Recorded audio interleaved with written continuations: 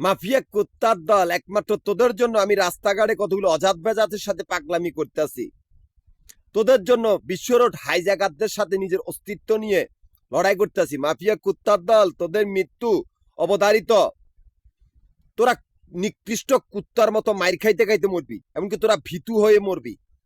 তোরা কিছুদিনের মধ্যে ভীতু হয়ে যাবি, কোনো দিকে পালাতে পারবি না, এমনকি তোরা কারো কোনো লোমবাড়াও শিখতে পারবি না। এখন তোদেরকে নিয়ে মানুষরা খেলাধুলা করবে। কুত্তার বাচ্চাগুলা মানুষের চোখে বাজে না। আমি ঢাকা, গাজীপুর, নারায়ণগঞ্জের 3টা জেলার সমিতির প্রধান।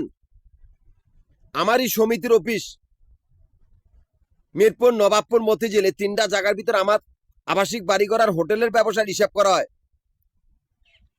এখান থেকে আমার অ্যাকাউন্ট চলতে, অথচ মাফিয়া সেই কুত্তার বাচ্চাগুলো, নিকৃষ্ট হাইজাকার বা অজ্ঞান পার্টিগুলা, নিকৃষ্টতম গুন্ডা পান্ডা দল, নিকৃষ্ট জঙ্গি সংগঠন বা ডাকাত দল, এই কুত্তার বাচ্চাগুলো রাস্তা আমারই ক্যাশ কাউন্টার গুলোর সামনে। ওরা আমার সমিতির গ্রুপের সদস্যগুলার খুনি বা আমারই জরুরি কাগজপত্রগুলা চুরি করছে।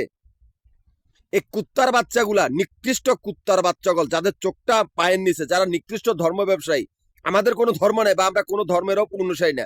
আমি একটু গ্রুপ সমিতির প্রধান, আমার সমিতির কাগজপত্র চুরি করছে বা আমার সমিতির গ্রুপের সদস্যগুলা খুন করছে, এই জন্য বিপদে পড়ে গেছি। এই ঢাকা, গাজীপুর, নারায়ণগঞ্জের কাউয়া দীপু, এই কাউয়া দীপু, এই 3টা কুত্তার বাচ্চা আমারই ক্যাশ কাউন্টার গুলার সামনে আস্তানা গাড়ছে। এই 3টা কুত্তার বাচ্চা, এই বান্দির বুধ গুলা।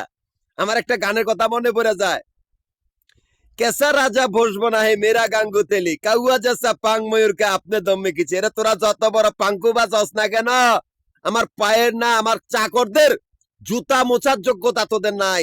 তোদের মৃত্যু অবধারিত।